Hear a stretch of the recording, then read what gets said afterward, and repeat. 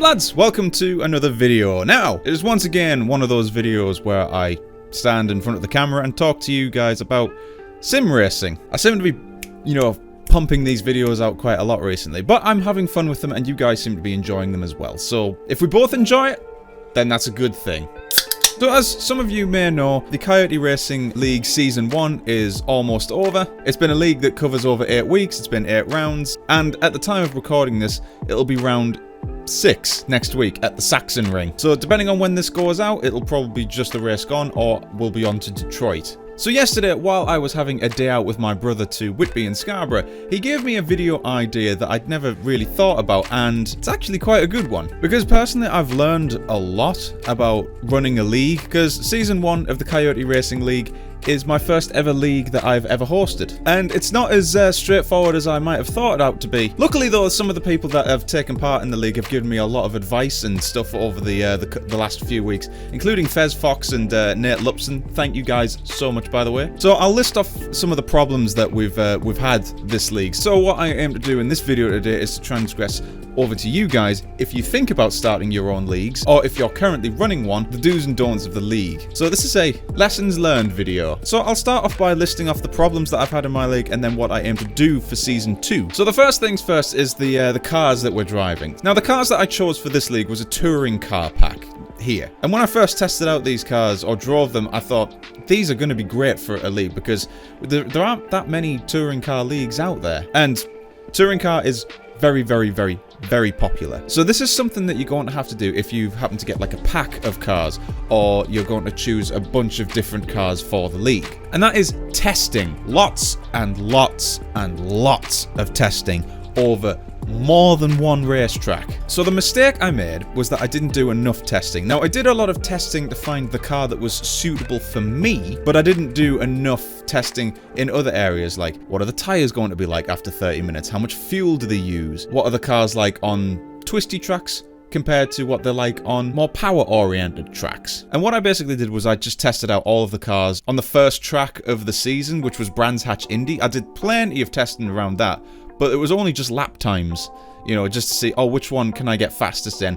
That's the car I will choose. I didn't really think about what everybody else is. What you really should be doing at this point is getting multiple people to test all of the cars with you. Because, for example, when I took all of the cars around Brands Hatch Indy, I found that the car that suited me the most was the Alfa Romeo Giulietta. And the car that I really struggled with, and was only mid-pack speed, was the BMW. Little did I know, though, is that the BMW fit other people's driving styles. Morari took the BMW, and he found that to be the quickest car for him. Other things that you should test for is clear advantage in which any of the cars. Now, during this league, I've learned a heck of a lot about balancing and trying to make everything as fair for everybody. So, within this pack, there are 6 cars. 2 of those cars have got a clear advantage over all of the other cars, the BMW and the Alfa Romeo. And I only realised way too late that I need to do something about this, because for the first 2 rounds, the Alfa Romeo and the BMW were just leaving everybody for dead. Like, in some cases,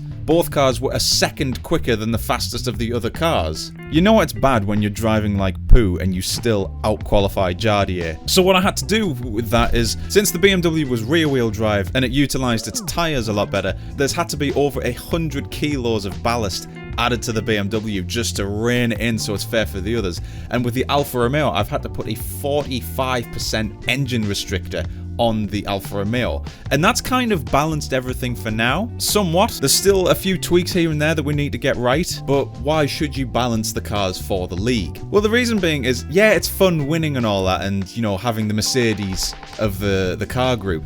Unfortunately, that's not going to be good for everybody else that's taking part in the league, because if you're trying as hard as you can to get the best lap time out of your car, and then someone drives around, making mistakes and still is faster than you, it's not fun. It's just not fun. Next season, though, we're going to be doing something different. Now, it would be great to find another pack of cars that we can go and race with. If I was to do that, I would obviously go in and test on all of the tracks that we've got for the season and have multiple people driving with me so we can get everything balanced and tested and make sure the whole pack is like really well made. But the thing that we're going to be doing differently for Season 2 is that we're going to be sticking to a single spec car. So for next season, we're going to be using the Seat Cupra Leon TCR car. Thank you to FezFox for suggesting this car to me. It's an absolute banger and it's brilliant. But yes, that is the car that we're going to be using for next season. So it's going to be one car, so it's fair for everybody. And the great thing about this particular car is that you can do a lot more with the setups of the car. That's another thing we discovered with the TCR pack that we used for Season 1,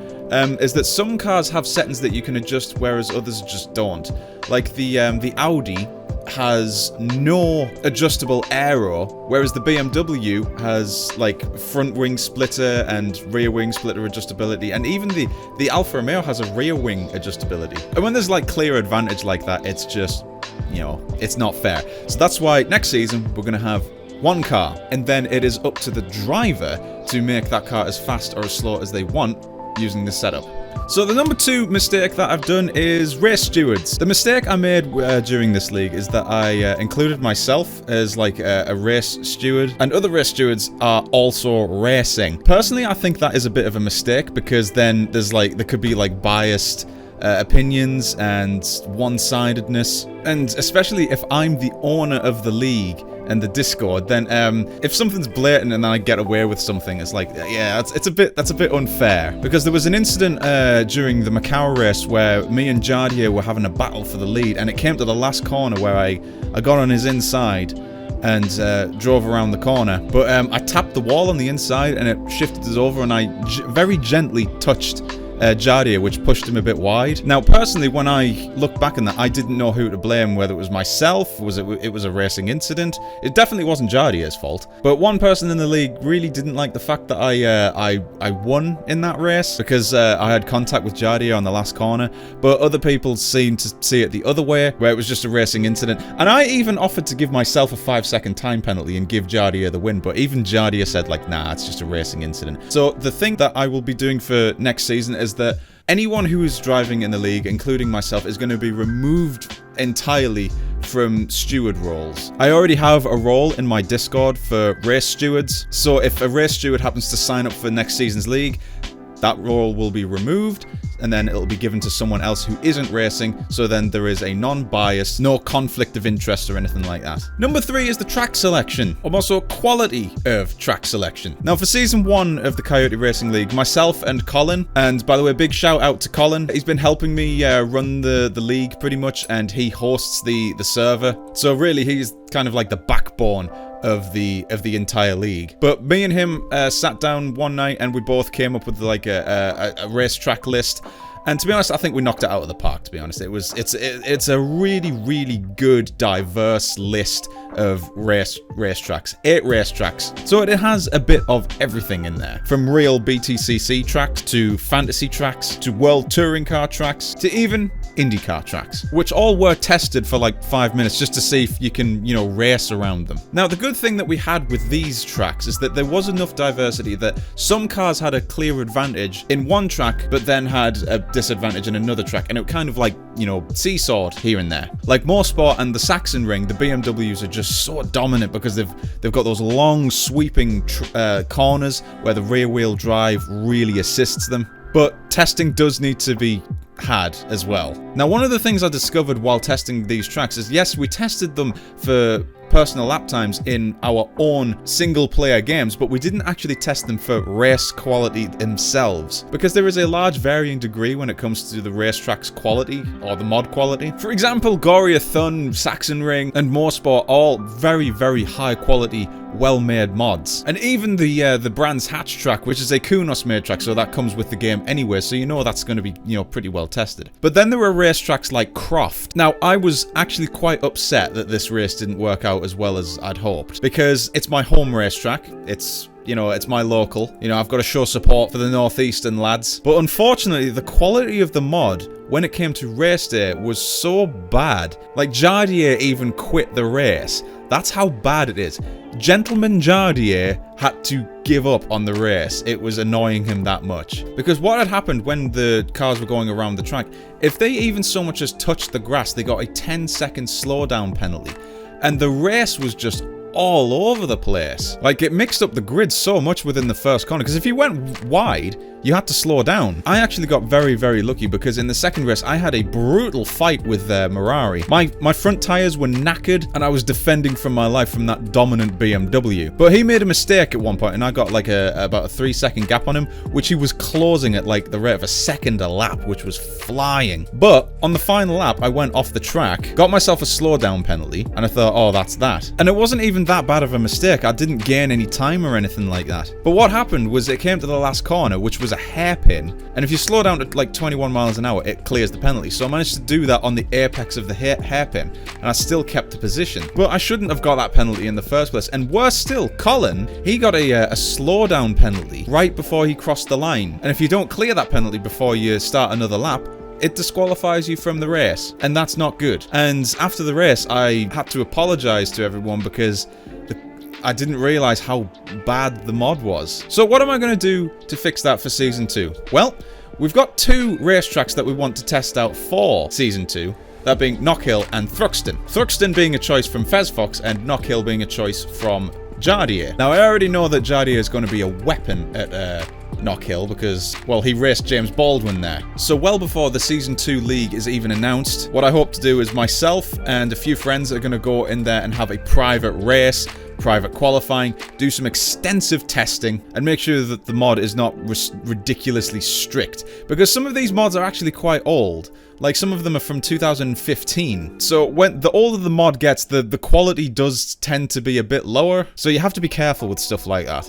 Number 4 is a rather easy one, and it's basic that it shouldn't have been allowed in the first place, and that's just voice communications. So in my Discord, I have a singular voice chat for the entire racing league. So when it comes to race day, everybody just jumps in there and we race while there's like 23 people in the voice chat. That's a mistake because if someone makes a mistake, emotions can get very high. Some name calling can happen in the spur of the moment, and that is forgivable. Because while I do not condone aggressive behavior, I know that's very rich coming from me, but while I do not condone it in the Discord, in the spur of the moment, emotions can run high and things can slip out, you know, but then after the race, it's all forgiven and stuff like that. But in some cases, some people can take it way too far and they end up leaving the race and the Discord from it. And, you know, that's not okay. So what I intend to do for Season 2 is in the Discord, I'll have more than just one voice chat, maybe about 10, 12 maybe, for the entire league to join. So everything is much more focused and nobody can, you know, scream at each other and get into a massive heated argument. And speaking of heated moments, I want to actually, you know, extend a formal apology to a driver that unfortunately had to be disqualified after the first round. On the first round, I was in second place and I got taken out by a backmarker, which was RS200, and I got very angry, and that was live out on stream, and unfortunately it was one of those heat of the moment things which cost me a place. But me flaming this poor guy who had obviously never joined a league before and was just, you know, learning the ropes and stuff like that, I kind of flamed him in front of 50 people, and, you know, that's not okay, and that's, you know, I take responsibility of that, and I do apologize to RS. So instead of, you know, flaming poor RS200 on the internet, what I'll do is I'll offer some words of encouragement as to dear RS, if you are watching, keep trying, keep practicing. You know, you're welcome into the Discord anytime, but keep practicing, okay? And if you feel like you're ready to have another go, then you can sign up to the league again. But just keep going, man. Which leads me on to my 5th point, I think it is, which is emotions. Now, this is more of a personal one to me, because for me, personally, I want everybody in the league to have a good time and enjoy racing in the league. Because in the past, I've been in poorly organized leagues. Like, you know, a league organization is bad when one of the lead organizers gives you a death threat. That legitimately happened, and they still haven't apologized to me. But I'm not going to name names because they don't deserve the attention. But back to my league, I want to try and make my league as good and as organized for everybody and have everyone enjoy it. But if someone doesn't enjoy it, that makes me feel bad because someone's came into my league looking for enjoyment and they haven't got it. But sometimes some people just can't commit to an entire calendar of races, and some people unfortunately have to leave the league. Now, I have to admit that it is difficult to not have your emotions run too high during these kind of things, because when someone leaves, you think, oh, what have I done? Has the league not been good enough or anything like that? It's just like, no, some people do have to do life things. other than sim racing. But that's more of a personal goal to me. It's just, if someone happens to leave the league and they've either through lack of enjoyment or they've got other things to do, I've not got to take that personally. And the final point that I'm going to talk about is rules themselves during the league. Now, a prime example of how to do a league really well would be Actual Visions League. Actual Visions leagues run like a well-oiled machine. The rules are made very clear, and people are there to enjoy and race and compete. What I didn't do is like set some, you know, ground rules. Like a really basic one, which actually does need to be enforced now, is like the 2 race miss out thing. See, it has occurred to me that there are some people out there that join league to turn up for 1 race and then they don't turn up for the rest of the league, which is no biggie because the races go on regardless. But when some people want to race and they haven't been able to sign up in time and they can't join because someone else has got that spot but they're not racing, it's a bit unfair. So for next season I'm going to imply the 2 race miss, that if you miss 2 races, you're unfortunately going to have to be removed from the league, because some people genuinely want to race and compete, you know, and it's just not fair on them. Actually, there is another point that I'd like to talk about, and that's, okay, so point number 7 is safety during the races. Now, in most circuits, it's fine. If someone has a crash, you can go around it, but sometimes having an accident can impede someone else's race. For example, at Macau is a prime example. If you happen to have a crash, it can block the road and it can ruin people's races behind. Now, luckily this season at Macau, we didn't have a single problem, with maybe the exception of the start of race 2, where on the widest part of the track there was a huge crash. But if that had happened like later in the course, it would have just been race over for a lot of people and there would be no way past. So what I'll be doing for season 2 is that anybody can sign up for this, by the way. A safety car role is going to be in place. So if there's like a really big crash where like 6 people have gone off the track and they've really damaged their cars, then the safety car will come out. You know, it'll allow people to like jump into the pits for like fresh tires and stuff like that, because I've discovered, this is the great thing by the way, that these new cars that we're going to be using are using soft compound tires and they're front wheel drive, and they chew their tires. So if there's an accident, then pit strategies could be involved. So it won't be just safety that gets enhanced in the races, it'll also be race strategies as well. Anyway guys, hope you've enjoyed this little video, and hopefully if you're watching and you're hoping to start a league, or if even you're running a league currently, hopefully you can learn some lessons from me, because I've learned a lot, you know, just running 1 league. If you have enjoyed this video, then feel free to leave a like, and if you're new to this channel, hit that subscribe button with the notification bell. Once again, this channel is in affiliation with Fanatec. They provide for me the gear that I need to race and all the fresh gear that needs to be reviewed, like for example this McLaren GT3 rim. So if you guys want to get your hands on any of the gear that I use, then my affiliate link is in the description below. And this channel is also in affiliation with IMB Racewear. So in the past couple of months, I've partnered up with the guys over at IMB Racewear, who provide for me all of my sim racing gear, sim racing merch, and team apparel. So if you guys want to get yourselves these absolutely stunning racing gloves, then my affiliate link and my IMB collection is in the link below. But anyway guys, thank you so much for watching, and I shall see you guys in the next race. Have a good night, everybody.